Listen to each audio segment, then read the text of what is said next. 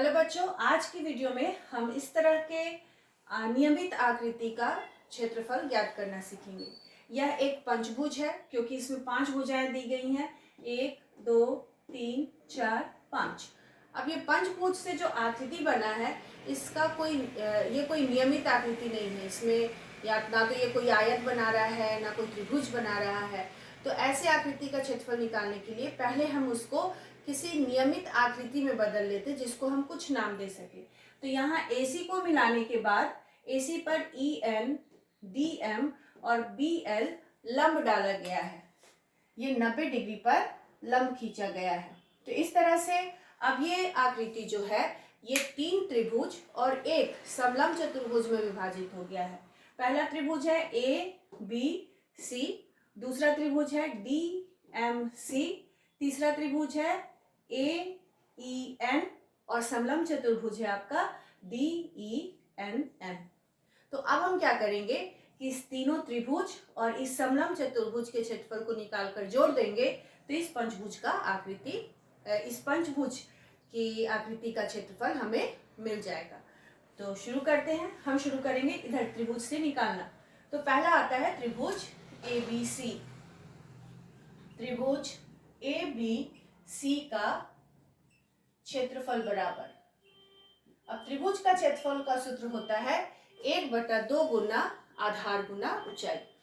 आगे मान निकालने से पहले हमारे पास जो मान दिए गए हैं वो है AC, AM और AN का, और तीनों ही लंब का मान दिया हुआ है BL, DM और EN। तो जब हम क्वेश्चन में से मान लिखेंगे तो लंब वाले मान को अलग लिखना है और जो आधार पर मान दिया हुआ उसको हम अलग लिखेंगे। अब इसकी मदद से हमें क्षेत्रफल निकालना है। तो पहले हम निकाल रहे त्रिभुज ABC का क्षेत्रफल। तो त्रिभुज का क्षेत्रफल होता है 1/2 गुना आधार गुना संगत ऊंचाई। लिखते हैं आधार गुना ऊंचाई, लेकिन हमें हमेशा पढ़ना चाहिए 1/2 गुना आधार गुना संगत ऊंचाई। क्यों? क्योंकि त्रिभुज में 3 भुजाएं होती हैं।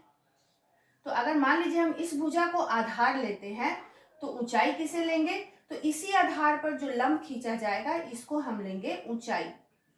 दूसरे किसी को ऊंचाई नहीं ले सकते हैं। अगर मान लीजिए हम इसको आधार लेते हैं, ये हमारा आधार होगा और इसे ऊंचाई, तो ये संभव नहीं है। जब हम अगर इसको आधार लेंगे तो इस पर जो लंब खींचा जाएगा ये ऊंचाई में हम लेंगे। इसलिए कहते हैं 1/2 गुना आधार गुना संगत ऊंचाई, मतलब जो आधार लेंगे उसी पर लंब होना चाहिए। तो यहाँ अगर हम लिखें इस त्रिभुज के लिए 1/2 गुना आधार, अब इस त्रिभुज में आधार हम किसे लेंगे? तो जिस पर लंब खींचा गया है। तो त्रिभुज में 3 भुजा है AB, BC, CA। इसमें लंब किस पर है? AC पर खींचा गया है, B से लंब शीर्ष से। तो इसलिए हम यहाँ आधार लेंगे AC और ऊंचाई किसको लेंगे? इस आधार पर जो लंब है BL, इसे लेंगे ऊंचाई। 1/2 गुना AC का मान यहाँ दिया हुआ है 16 सेंटीमीटर और BL का मान हो गया 4 सेंटीमीटर। अब हम इसे हल कर लेते हैं। 8 बार में 16 कट जाएगा तो इसका मान आएगा 8 चौके 32 सेंटीमीटर स्क्वायर। त्रिभुज ABC का क्षेत्रफल निकल गया। अब हम निकालते हैं त्रिभुज ANE का क्षेत्रफल। तो त्रिभुज ANE का क्षेत्रफल बराबर, फिर सूत्र वही होगा 1/2 गुना आधार गुना संगत ऊंचाई। तो 1/2 गुना यहाँ आधार हो गया AN और इस पर जो लंब है ये संगत ऊंचाई। 1/2 गुना, अब AN का मान कितना होगा? AN का मान यहाँ आपको कितना दिया गया है? 6 सेंटीमीटर। तो AN हो गया 6 सेंटीमीटर और EN का मान दिया हुआ है 9 सेंटीमीटर। हल करेंगे 3 9 27 सेंटीमीटर स्क्वायर। इस त्रिभुज का क्षेत्रफल निकल गया। अब हम आते हैं इस समलंब चतुर्भुज में। तो समलंब चतुर्भुज DENM का क्षेत्रफल बराबर, समलंब चतुर्भुज का क्षेत्रफल होता है 1/2 गुना समांतर भुजाओं का योग गुना ऊंचाई, मतलब दोनों समांतर भुजाओं के बीच की दूरी। तो यहाँ ये जो दो लंब है यही समांतर भुजाएं होंगी और इसके बीच का ये जो दूरी है ये लांबिक दूरी ऊंचाई हो जाएगा। तो लिखेंगे 1/2 गुना EN जोड़ DM गुना ऊंचाई हो गया NM। अब यहाँ मान में आपका NM का मान नहीं दिया गया है तो हम NM निकाल लेंगे। NM यहाँ से यहाँ तक की दूरी, तो AM में से AN माइनस करेंगे तो हमें NM मिल जाएगा। तो फिर हम लिखेंगे 1/2 गुना EN जोड़ DM गुना NM, मतलब कि AM में से AN घटाएंगे, AM माइनस AN। अब मान रख लेते हैं 1/2 गुना EN कितना है हमारा 9 जो DM 14 गुना AM दिया हुआ है 12 और AN है 6।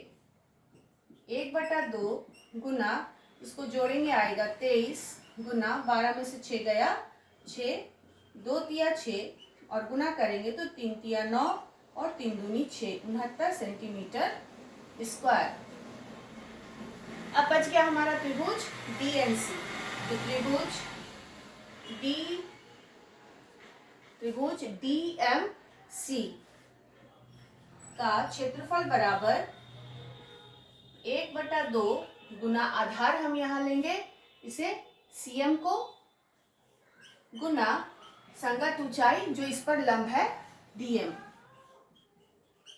और फिर यहाँ आपको CM का मान नहीं दिया गया है तो इस AC में से AM हम घटा दें, यहाँ AC में से AM घटा देंगे तो हमें CM मिल जाएगा।